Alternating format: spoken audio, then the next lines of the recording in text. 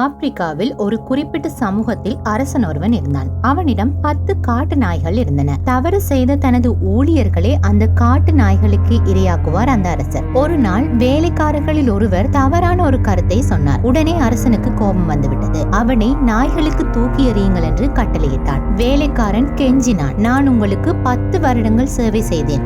நீங்கள் இப்படி ஒரு தண்டனையை எனக்கு தரலாமா? தயவு செய்து என்னை அந்த நாய்களுக்கு தூக்கி எறிவதற்கு முன் 10 நாட்கள் அவகாசம் தாருங்கள் என்று அவன் கெஞ்சினான். அரசனும் அதற்கு ஒப்புக்கொண்டான். அந்த 10 நாட்களில் வேலைக்காரன் நாய்களை பார்த்து கொண்டிருக்கும் காவலரிடம் சென்று அடுத்த 10 நாட்களுக்கும் தான் அந்த நாய்களுக்கு சேவை செய்ய விரும்புவதாக கூறினான். காவலர் குழப்பமடைந்தார். இருந்தாலும் பரவாயில்லை என்று ஒப்புக்கொண்டார்.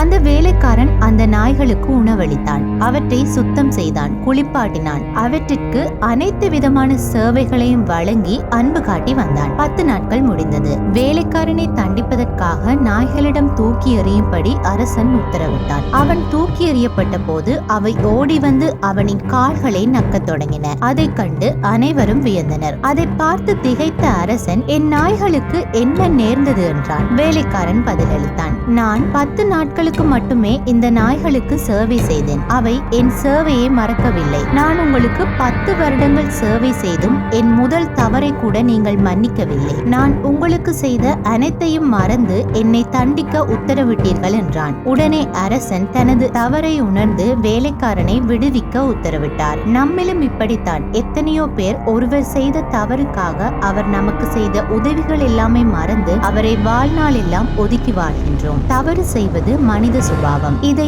உணர்ந்து தவறுகளை மன்னிக்க பழகுவோம். மறப்போம், மன்னிப்போம்.